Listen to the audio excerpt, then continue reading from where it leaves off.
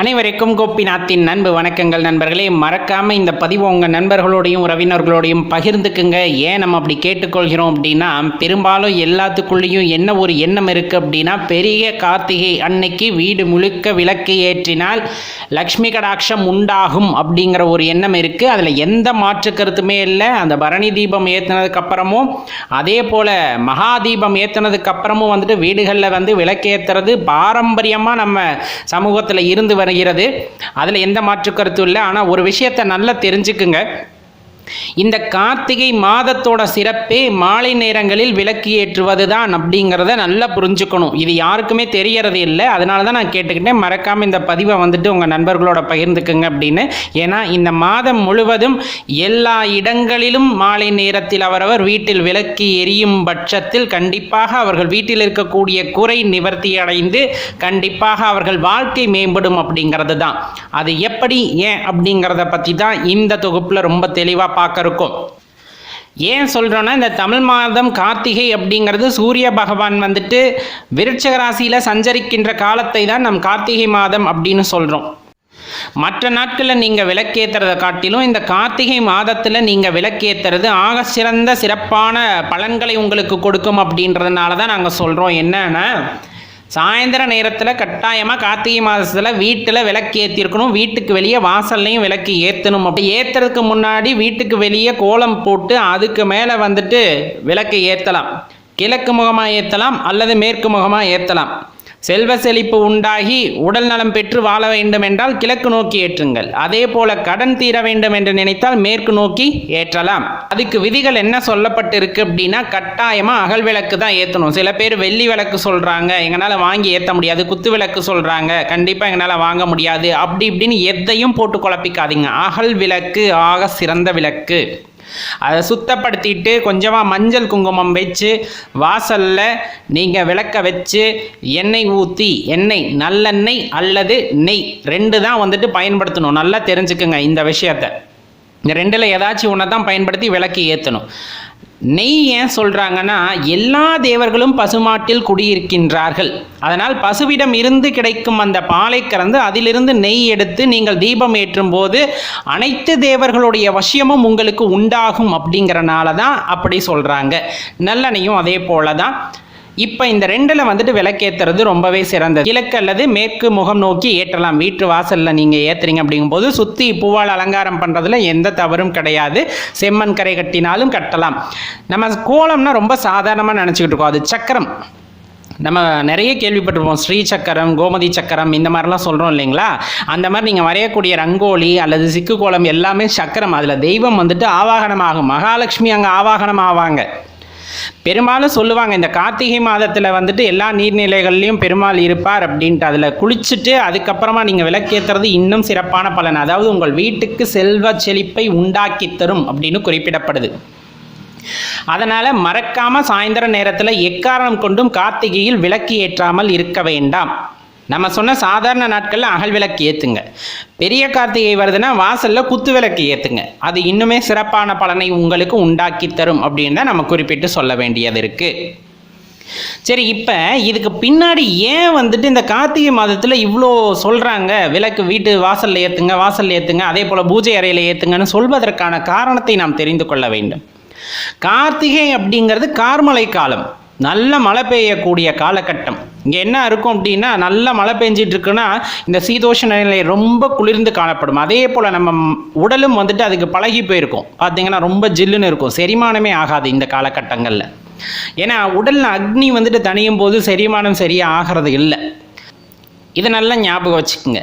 அதே சமயத்தில் இப்படி குளிர்ச்சியாக இருக்குது அப்படிங்கும்போது இந்த கார்த்திகை மாதத்தில் நம்ம கார்மழை காலம்னு சொல்கிறோம். அப்படியே பௌர்ணமிக்கு அப்புறமா பார்த்தீங்கன்னா மழை படிப்படியாக குறைய ஆரம்பிக்கும். இந்த காலகட்டங்கள் எல்லாம் நிறைய நோய் நொடிகள் பரவும். இந்த மழை காலங்களில் காய்ச்சல், வைரஸ் பாதிப்பு, பாக்டீரியா பாதிப்பு, இந்த மாதிரி நிறைய பாதிப்புனால என்ன ஆகும் அப்படின்னா, அந்த நம்ம வசிக்கிற பகுதி ஃபுல்லாக நோய் பரவும். அப்படிங்கிற காரணத்தினால என்ன சொன்னாங்கன்னா, வீட்டுக்கு வெளியே விளக்கு ஏற்றுங்க அப்படின்னு சொன்னாங்க. சரி, விளக்குக்கு என்ன அவ்வளோ பெரிய பவர் இருக்கா அப்படின்னு நம்ம கேட்குறது உண்மைதான். அந்த விளக்கு சுடர் விட்டு எரியும் போது அந்த இடம் ஃபுல்லாக ஹீட் ஆகும். அப்போ அந்த நுண்கிருமிகள் அதை நோக்கி ஈர்க்கப்பட்டு அழிக்கப்பட்டு விடும். வீட்டுக்குள் வராது. நல்லா தெரிஞ்சுக்குங்க. முடிஞ்ச அளவுக்கு எல்லா வீட்லேயுமே ஏற்றுறாங்க அப்படிங்கும் போது அந்த நோய் கிருமிகள் எல்லாம் வீட்டிற்கு வெளியவே தடுத்து நிறுத்தப்பட்டு விடும். வீட்டில் இருப்பவர்களுக்கு நோய் பாதிப்பு என்பதை இல்லாமல் போய்விடும் அப்படின்னு நம்ம அந்த காலத்திலேயே வந்துட்டு கண்டறிஞ்சிருந்தனால தான் இந்த மாதிரி காலகட்டங்களில் நம்ம என்ன பண்ணணும் அப்படின்னா அந்த தீபம் ஏற்றி வழிபட்டோம். புரியுதுங்களா? அதுவும் வந்துட்டு அந்த பெரிய கார்த்திகைக்கு அப்புறம் ஒரு 4-5 நாள் தொடர்ந்து ஏற்றுங்க அப்படிங்கிற பழக்கம் தான் இப்போ இருக்குது. ஆனால் கார்த்திகை மாதம் முழுவதும் ஏற்றணும் அப்படிங்கிறது தான் இதில் இருக்கிற ஒரு குறிப்பாக இருக்குது. அதனால் நண்பர்களே, நம் உடல் நலமும் முக்கியம், அதே போல் நம்ம வீட்டில் இருக்க செல்வ நிலையும் முக்கியம் அப்படின்னு நினச்சோம் அப்படின்னா கார்த்திகை மாதத்தில் நீங்கள் வீட்டுக்கு வெளியே அகல் விளக்கு கொண்டு விளக்கு ஏற்றுங்கள். அதே நேரத்தில் பூஜை அறையிலையும் ஏற்றி இருக்கணும். அதில் எந்த மாற்று கருத்துமே கிடையாது.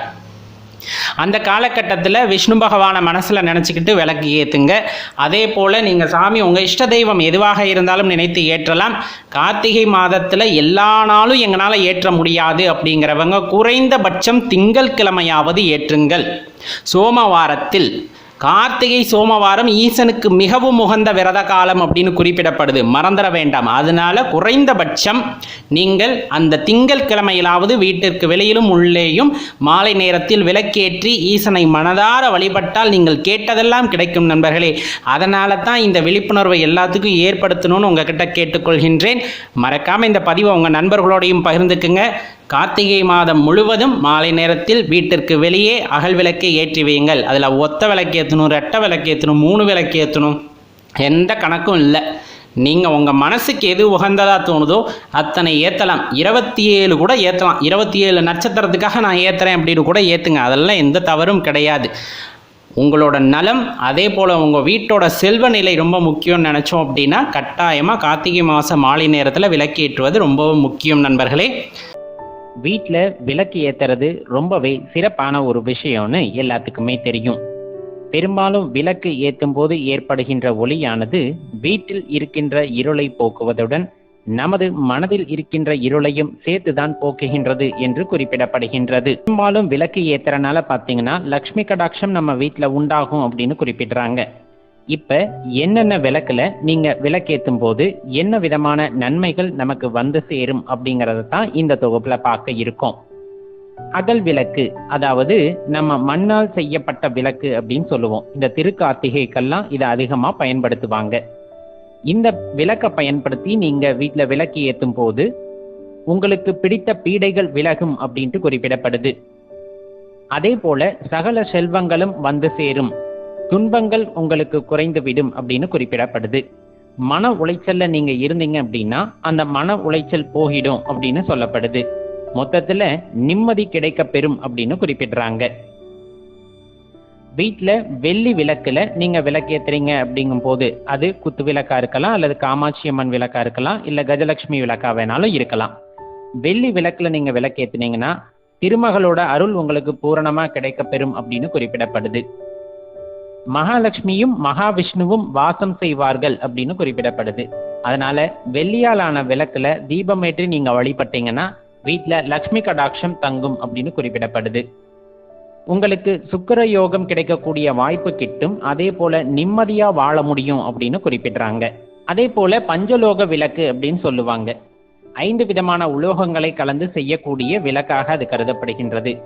அதனை பயன்படுத்தி வீட்டில் விளக்கு ஏற்றும் போது தேவதை வசியம் உண்டாகும் அப்படின்னு குறிப்பிடப்படுது. அதாவது அந்த விளக்கில் அனைத்து தேவதைகளும் வாசம் செய்கின்றார்கள் அப்படின்னு குறிப்பிடப்படுது. வீட்டின் திருஷ்டி விலகும் அப்படின்னு குறிப்பிடுறாங்க. அதே போல நீங்க எவ்வளவுதான் கஷ்டப்பட்டுக்கிட்டு இருந்தீங்கனாலும் சரி, இந்த விளக்குல நீங்க தொடர்ந்து விளக்கேற்றும் போது உங்க வாழ்க்கையில அபரிவிதமான வளர்ச்சியை காண முடியும் அப்படின்னு குறிப்பிடுறாங்க. வெண்கல விளக்கு அப்படின்னு குறிப்பிடப்படுது. அந்த வெண்கல விளக்குல நீங்க விளக்கேத்துறீங்க அப்படின்னா உங்க உடல் ஆரோக்கியம் மேம்படும் அப்படின்னு குறிப்பிடப்படுது. வீட்டுல செல்வம் தானா சேரும் அப்படின்னு குறிப்பிடுறாங்க. உடல் ஆரோக்கியம் மேம்படுது அப்படிங்கும் போதே அதை விட பெரிய செல்வம் வேற எதுவும் இருக்கிறதுக்கு வாய்ப்பு இல்லை. அதே போல பாத்தீங்கன்னா வீட்டுல யாருக்காச்சும் வேலை வாய்ப்பு இல்லாம இருந்தது அப்படின்னா இந்த விளக்கு ஏற்றி தொடர்ந்து வழிபடும் போது அவங்களுக்கு நல்ல வேலை வாய்ப்பு கிடைக்கிறதுக்கான வாய்ப்புகளும் உண்டாகும் அப்படின்னு குறிப்பிடுறாங்க.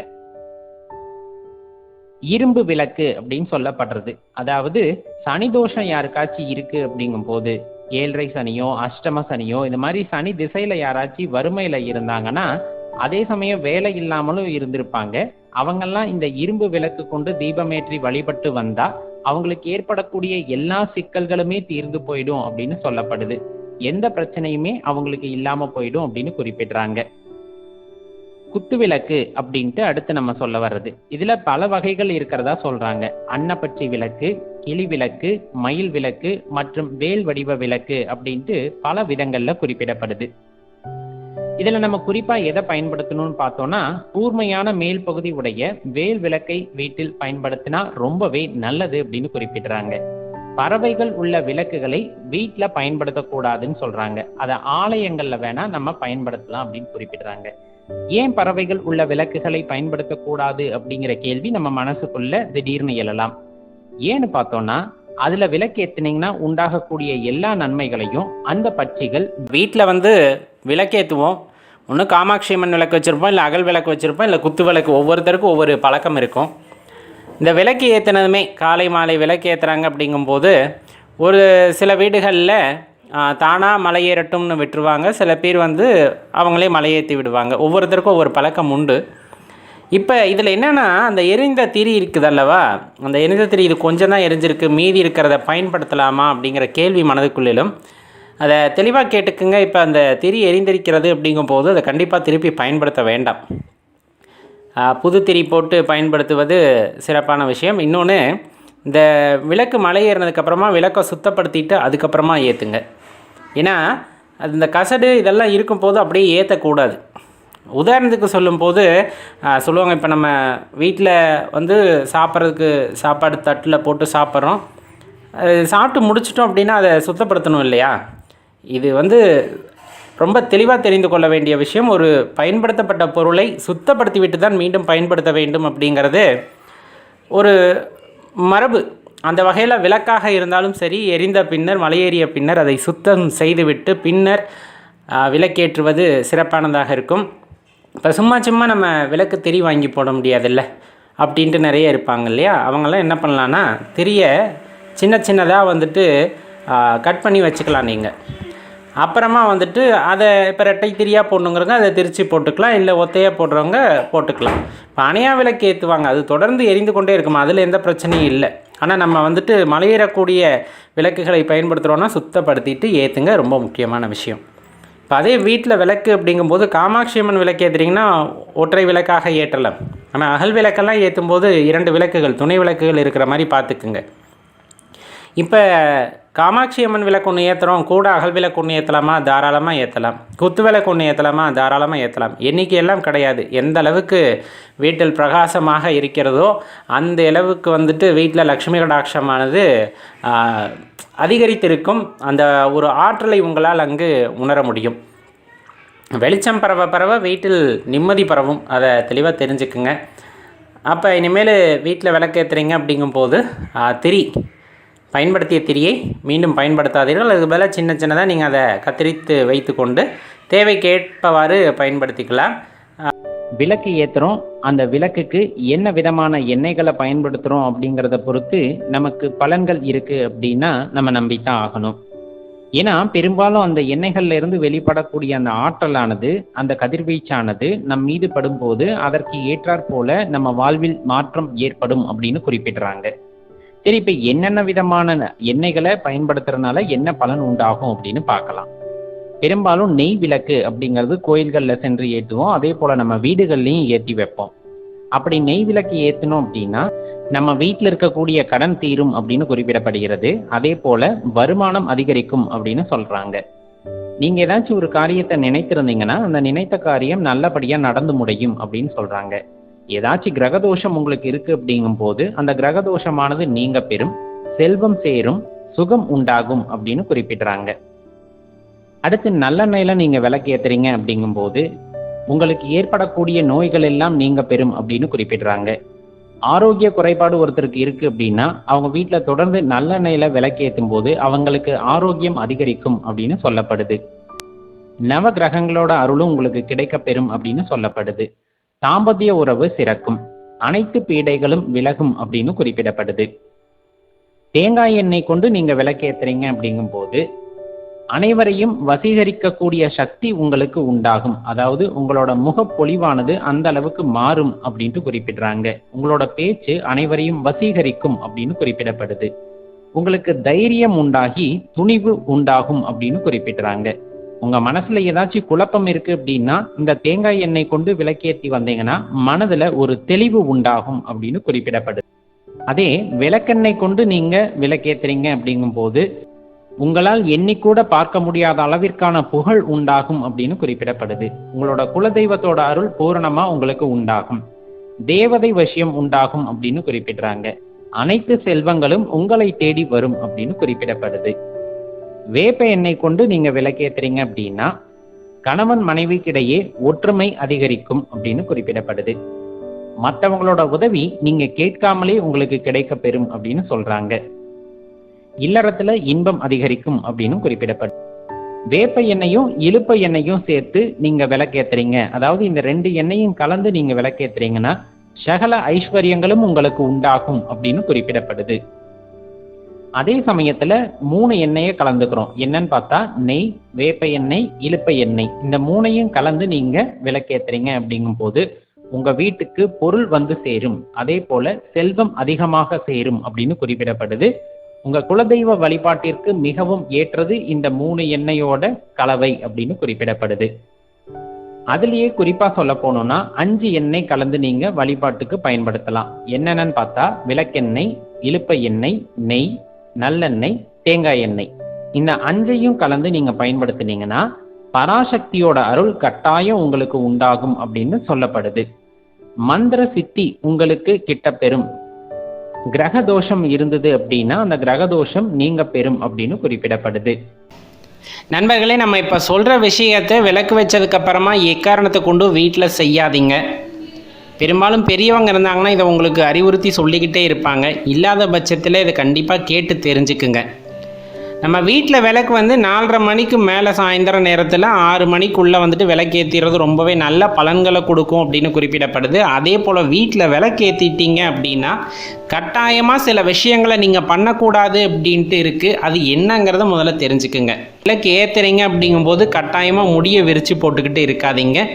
ஏன்னா அந்த முடியை விரித்து போட்டு கொண்டு இருக்கும்போது நெருப்பில் முடி படுது அப்படிங்கும்போது அந்த முடி கருகுது இல்லைங்களா, அந்த வாடை லக்ஷ்மி தேவிக்கு ஆகாத வாடை அப்படின்னு குறிப்பிடப்படுது. அந்த வாடை பரவுது அப்படிங்கும்போது பார்த்தீங்கன்னா கட்டாயம் அங்கே லக்ஷ்மி கடாட்சம் இருக்காது அப்படின்னு குறிப்பிட்றதுனால தான் நம்ம பெரியவங்க என்ன சொன்னாங்க அப்படின்னா அந்த முடியை விரித்து போட்டுக்கிட்டு விளக்கேற்றாதீங்க அப்படின்னு சொன்னது.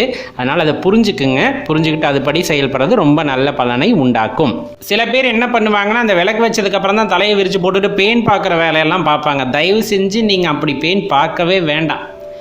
அது எல்லாமே உங்களுக்கு பிரச்சனையை கொடுக்கக்கூடிய விஷயங்கள், உங்கள் வீட்டில் தரித்திர நிலையை உண்டாக்கக்கூடிய விஷயங்கள். இது எல்லாமே சாயந்தர நேரத்தில் பேன் பார்க்கறது அப்படின்னு சொல்லக்கூடியது. இப்போ விளக்கேற்றுறதுக்கு முன்னாடி முகம் கழுவிட்டு நம்ம முகத்தை அழகுபடுத்திக்கிட்டு பொட்டு வைக்கிறோம், இல்லை திருநீர் பட்டை போடுறோம், எது வேணாலும் பண்ணிக்கலாம். ஆனால் விளக்கு ஏற்றினதுக்கு அப்புறமா நீங்கள் போய் முகம் கழுவுறதோ முகத்தை அழகுபடுத்திக்கிறது ரொம்பவே தப்பு அப்படிங்கிறத ஞாபகம் வச்சுக்கிட்டு அந்த தவறை பண்ணாதீங்க. தலையை சீவணும் அப்படின்னு நினச்சிட்டிங்க அப்படின்னா கட்டாயம் விளக்கு வைக்கிறதுக்கு முன்னாடி நீங்கள் தலைவாரி இருக்கிறது ரொம்பவே சிறப்பான விஷயம். விளக்கு வைத்ததுக்கு அப்புறமா நம்ம சாமி படங்களையோ பூஜை பொருட்களையோ சுத்தம் செய்வதை தவிர்த்து கொள்வது ரொம்பவே நல்லது. முடிஞ்ச அளவுக்கு அழுக்கு துணிகளை விளக்கு வைத்ததுக்கப்புறமா வீட்டில் ஏதாவது ஒரு மூலையில் டம்ப் பண்ணி வைக்காதீங்க. துவைக்கக்கூடிய இடத்துல கொண்டு போய் அதை போட்டுருங்க. வீட்டுக்குள்ளே இருக்காமல் இருக்கிறதே ரொம்பவும் நல்லது. அதே போல தான் நீங்கள் விளக்கு வச்சதுக்கப்புறமா உப்பு, பருப்பு, ஊசி இதையும் நீங்கள் தானமாக கொடுக்கக்கூடாது அப்படின்னு சொல்லுவாங்க. முடி வெட்டணும், நகம் வெட்டணும்னு நினச்சிங்க அப்படின்னா அந்த 4:30க்கு முன்னாடியே முடி வெட்டிக்கிறது நல்லது, நகம் வெட்டிக்கிறது நல்லது. அதுக்கப்புறமா நீங்கள் நெகை வெட்டுறதோ முடி வெட்டுறதோ பண்ணிங்கன்னா அது ரொம்ப தப்பான விஷயம் அப்படிங்கிறதையும் மனசில் வச்சுக்கணும். அதே போல் பார்த்தீங்க அப்படின்னா விளக்கு வைச்சாச்சு அப்படிங்கும்போது தயவு செஞ்சு வீட்டை கூட்டாதீங்க. அதுக்கு முன்னாடியே கூட்டி சுத்தம் பண்ணிடுறது ரொம்பவே நல்லது.